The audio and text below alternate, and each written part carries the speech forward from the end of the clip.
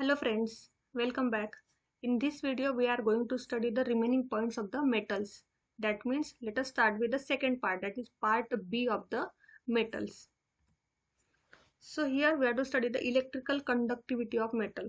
Now in the properties of the metal we have seen that metals are good conductors of heat as well as electricity. So how these metals are good conductors? What do you mean by conductors? Now for the metals we know that they are having the more number of free electrons. So based upon this we can say that the conductors are material in which large number of free electrons are present or available for the conductions. The mobility of electrons in metal requires a delocalized electrons and the vacant orbitals. That means they require the electrons, free electrons as well as the vacant orbital, which is called as a hole. According to the band theory, the energy of the metal depends upon the factors. These factors are the field energy band.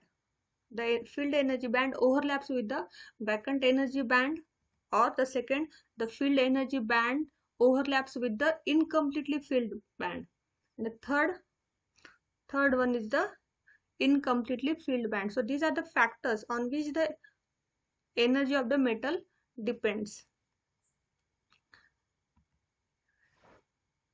Then again we can say that the energy gap between the filled band and the energy vacant band should be very small, so that the electrons from the filled energy band can be promoted at ordinary temperature to the vacant band.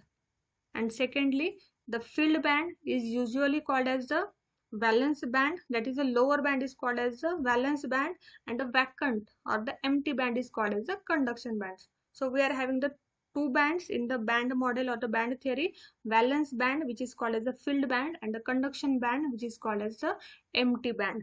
So based upon this, let us study the electrical conductivity of univalent metal, divalent metal, and the trivalent metal. So first of all, we are having the electrical conductivity of univalent metal. Univalent metal means the valence shell contains only a single electrons, right? So the examples of the univalent metals are lithium, sodium, potassium, silver, etc.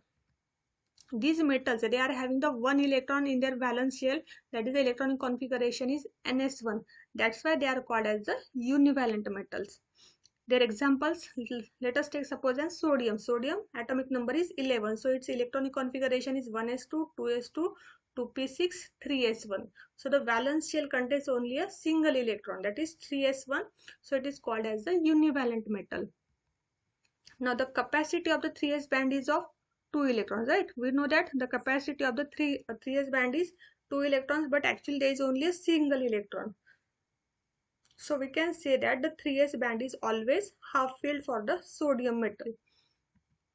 The 3s band overlaps with the empty 3p band. So we are having the half filled 3s band and the empty 3p band, right? These are the two energy bands, 3s and the 3p. So the 3s band overlaps with the 3p band, which gives greater number of energy levels. So the number of energy levels increases for the movement of free electrons. That means the electrons from the 3s bands promoted to the 3p band.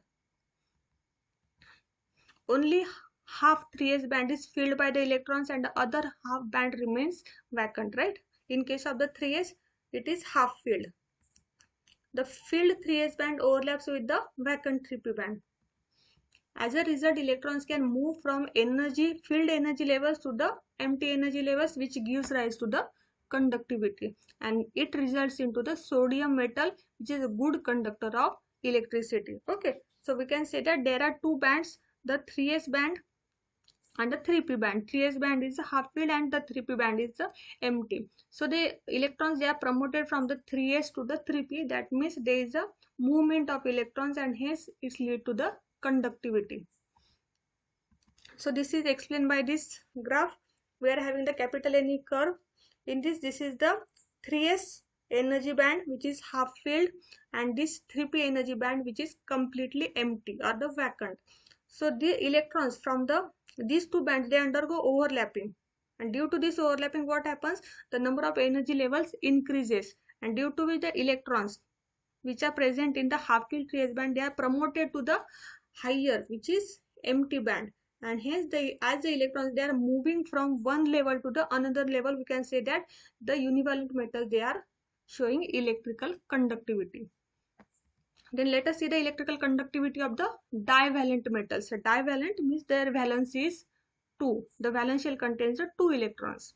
Their examples are, the divalent metals are beryllium, magnesium, cobalt, strontium, barium, etc.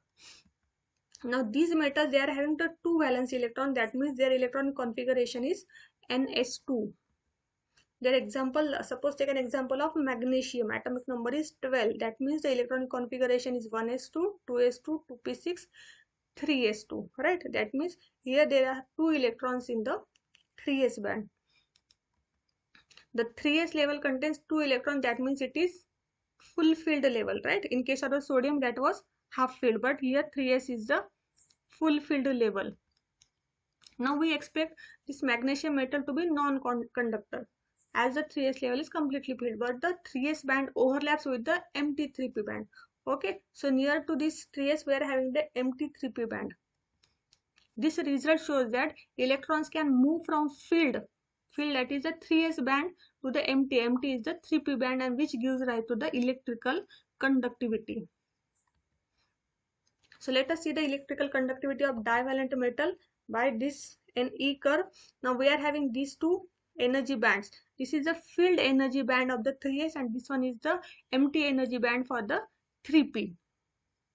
Now these two bands they undergo overlapping, and due to which we are getting the maximum number of energy levels, and hence the electrons from the filled bands are promoted to the empty band, and hence there is a conduction, and hence we can say that this divalent metal they shows electrical conductivity. Further, electrical conductivity of trivalent metals. Now what do you mean by trivalent metals? Trivalent metal means those metals which contains 3 electrons in their valence shell. So the most common example of the trivalent metal is the aluminium. So aluminium is the atomic number 13, and the electronic configuration is 1s2, 2s2, 2p6, 3s2, 3p1. That means 3s band is completely filled and 3p band is half filled, because it is having only a 1 electron. The 3p orbital is incompletely filled, right? The aluminium metal contains filled 3s band and incompletely filled 3p band. There is a partial overlap between these two bands, that means the 3s band and the 3p band.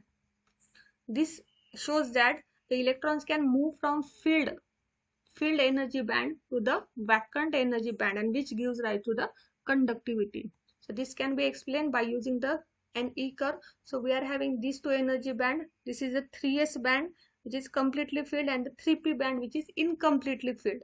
Okay, now these two undergo overlapping, and due to overlapping what happens, we get more number of energy levels, and hence as the number of energy levels increases, the electrons they are promoted from the filled band to the empty band, and hence we get the conductivity. That's why we can say that the trivalent metals they are also good conductors of electricity. Then insulators. What are insulators? The best example of the insulator is the diamond. Diamond which is a insulator or non-conductors. What do you mean by non-conductors or the insulators? In case of diamond, each carbon atom possesses 4 valence electrons, because carbon is having atomic number 6, electronic configuration is 1s2, 2s2, 2p2. That means the valence shell electronic configuration is 2s2, 2p2. There are 4 valence electrons. Both 2s and the 2p bands they are separated by some gap. There is a gap between 2s energy band as well as the 2p energy band, and there is a large gap between filled band and the empty band. So what happens, as there is a large gap between filled band and the empty band, these two bands they do not undergo overlapping, and as there is a no overlapping, there will be no promotion of electrons from filled to the empty band. So we can say that thus electrons cannot promote from filled band to the empty band. This shows that there is a no flow of electrons. The electrons they are not moving. The other examples of the insulators are rubber, glass, dry wood, dry cotton, etc. So these are the examples of the insulators. So let us explain insulator by capital Ne curve. So these are the two energy bands, right? 2s and 2p. Now here we can say that there is a large gap between these two energy bands, between the filled band and the empty band, valence band and the conduction band. As the energy gap, there is a large energy gap, the electrons cannot promote from the filled band to the empty band. And as there is a no free movement of the electrons, we can say that these are non-conductors, or we can say the insulators. Okay,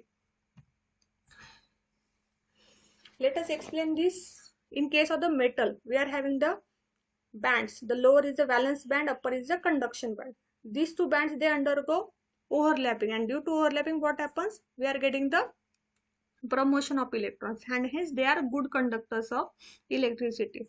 Whereas in case of the insulators, we are having the lower, that is the valence band, upper is the conduction band, but there is a large band, there is a large band gap, and due to which there is a no promotion of electrons from the valence band to the conduction band. That's why the insulators, they are non-conductors. Whereas in case of the semiconductor, they are in between metals and the insulators. Now next point, effect of temperature on conductivity. So what happens? As the number of energy levels increases in energy band, the free movement of electrons also increases, and hence higher conductivity is observed. The expansion of metal on heating gives more space for electrons, right? Thus it is expected that the conductivity increases with temperature, but actually conductivity decreases. That means as the temperature increases, the conductivity decreases. Why? This is because heating produces some atomic vibrations which disturbs the crystal structure of the metal and the lattice energy. Okay, and hence it results in the free movement of electrons, and thus it decreases the conductivity. So as the temperature increases, the conductivity decreases. Then effect of impurity on conductivity. The regular atomic arrangement of the crystal is disturbed by the addition of impurity. Okay, so it produces a defects in the crystal structure, and which results into decrease in conductivity of metal with the addition of impurity. That means with increase in temperature as well as by the addition of impurity, the conductivity of metal decreases. Thank you. So here we are completed with the metals.